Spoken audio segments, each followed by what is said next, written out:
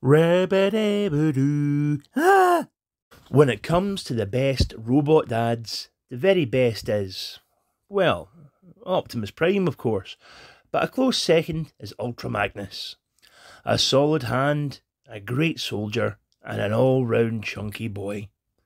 This representation of your trustworthy space uncle is Kingdom Ultra Magnus, and I love him.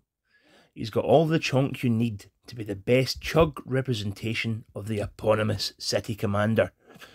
He looks amazing with the rest of your G1 collection, or even recreating the cover of the 1987's Transformers Annual with Galvatron.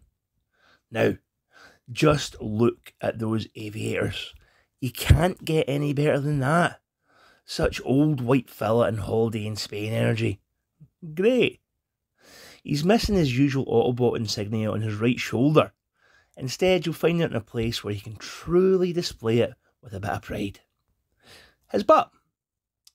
Okay, weird choice, Hasbro, but you do you though. His feet are also kind of moulded at this wee angle. I don't know why. Kind of makes him look weird if he's standing straight up, but just give him a big old rocking power stance, and it's grand. Kingdom Ultra Magnus can be de-armoured, and you're left with this beefy wee white Optimus. A great callback to the original toy. He's great, and also chunky. Optimus Prime with a dad bod. A great body positivity look for today's sensitive modern age. Articulation on this wee white meatball is rather good.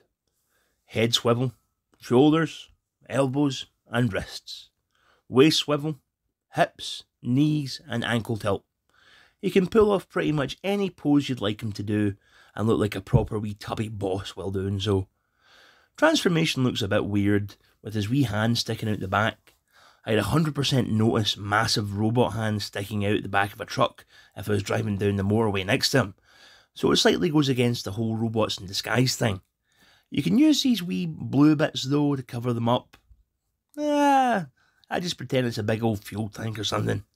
It's fine, it doesn't make me love him any less. You can't really store any cars in his trailer as it doesn't really have a floor, but it defo looks the part. Except for that big old head sticking out under there. Again, doesn't stop me loving him.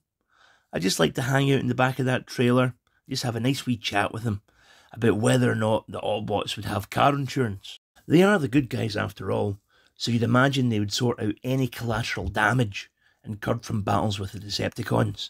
I imagine they would just need third-party fire and theft though.